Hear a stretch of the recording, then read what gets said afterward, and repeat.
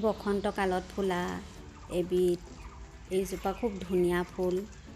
এই ফুলখিনি মোৰ মাটিতে লগাইছোঁ। মই মাটিত খুব ধুনীয়াকৈ গ্ৰ' হৈছে। যদি আপোনালোকে একেলগতে বহুতখিনি ফুল লগাই থয় তেতিয়া আপোনালোকৰ ফুলখিনি খুব ভাল লাগিব, দেখিয়ে মৰম লাগি যাব।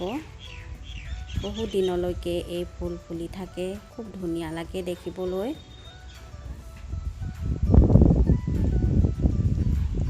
কাষতে মোৰ পলমকৈ লগোৱা এই নাৰ্জীখিনিও ফুলি আছে। এতিয়াও এপ্ৰিল মাহতো খুব চাপৰতে ফুলিছে।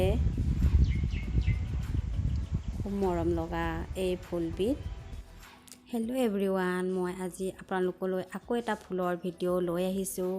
এই ভিডিঅ'ত মই আপোনালোকক লিলি ফুলৰ বিষয়েও শ্বেয়াৰ কৰিম আৰু ঘৰতে পোৱা বিভিন্ন দুটামান বস্তুৰে কেনেকৈ আমি ফুলৰ বাবে যতন ল'ব পাৰোঁ তাকো এই ভিডিঅ'ত শ্বেয়াৰ কৰিম। আপোনালোকে ভিডিঅ'টো শেষলৈকে চাই থাকিব আৰু ভাল লাগিলে লাইক এটা কৰিব, কমেণ্টো কৰিব আৰু যদি প্ৰথমবাৰৰ বাবে মোৰ চেনেলটো চাইছে তেতিয়া চেনেলটো ছাবস্ক্ৰাইব কৰিব আৰু কাষতে থকা অল বেল আইকনত টিপিব। তেতিয়া মোৰ ভিডিঅ' নটিফিকেশ্যনবোৰ আপোনালোকে পাই থাকিব। লিলি ফুল এবিধ খুব ধুনীয়া ফুল। এই ফুলজোপা স্প্ৰিং ছিজনত বহু দিনলৈকে ফুলি থাকে। ইয়াৰ বহুতো জাত আছে, ৰঙা, বগা, গুলপীয়া, হালধীয়া, বিভিন্ন ৰঙত এই ফুল পোৱা যায় আৰু ছিংগল পেটেল, ডাবল পেটেল এই দুইটা ভাগতে এই ফুলবোৰ পোৱা যায়। আজিকালি বহুতো উন্নত জাতৰ এই ফুল ওলাইছে, দেখিবলৈও খুব ধুনীয়া লাগে।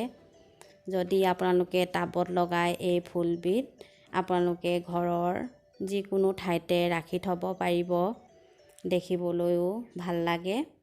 এই ফুলজোপা মাটি প্ৰস্তুতিৰ বাবে আপোনালোকে শুকান গোবৰ ল'ব, কেঁচুসাৰ ল'ব আৰু শুকান মাটি ল'ব।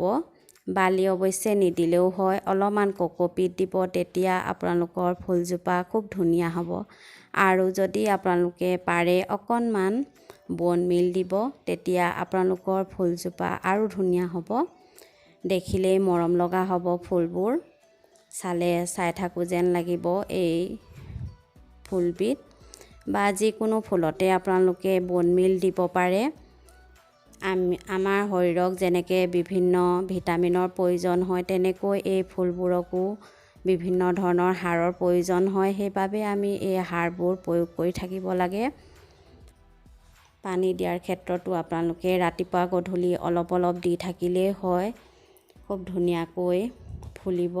ইয়াৰ মাটিৰ তলত এটা পিঁয়াজৰ নিচিনা ভাল্ব থাকে আৰু এডাল ষ্টিক ওলাই ফুল ফুলে, দেখিবলৈও বৰ মৰম লগা হয়, বহু দিনলৈকে ফুলি থাকে।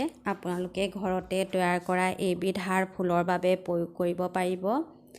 আধা বটল পানী ল'ব আৰু তাত আপোনালোকে শুকান ফুল যেনে নাৰ্জী, জবা ফুল এইবিলাক মিহলাই এমাহমান ৰাখি দিব।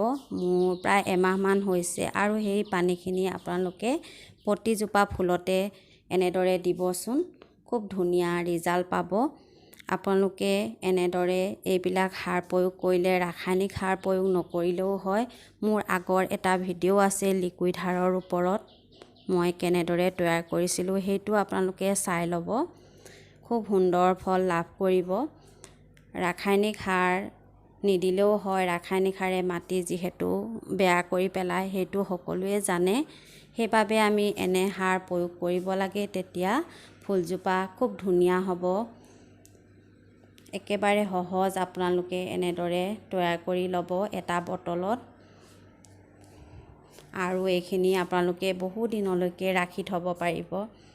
খুব সহজতে এই সাৰবিধ তৈয়াৰ কৰিব পাৰি আৰু আপোনালোকে যিকোনো শাক পাচলি, ফল মূল বা ফুলৰ দিব পাৰিব, তেতিয়া আপোনালোকৰ ফুলৰ কালাৰ খুব ধুনীয়া হ'ব, দেখিলেই চাই থাকোঁ যেন লাগিব। আপোনালোকে ফুলৰ ডাল পাততো এই লিকুইড বিধ স্প্ৰে' কৰিব পাৰে। লিকুইড বিধ স্প্ৰে' কৰোঁতে কিন্তু আপোনালোকে এখন চাকনিৰে লিকুইড সাৰখিনি চেকি ল'ব আৰু সেই লিকুইডখিনি আপোনালোকে এটা স্প্ৰে বটলত ভৰাই স্প্ৰে মেচিনেৰে স্প্ৰে কৰিব গোটেই ফুলজোপাতে। তেতিয়া আপোনালোকৰ ফুলজোপা খুব ধুনীয়া হ'ব। আজিলৈ আহিছোঁ। বাই। Happy gardening.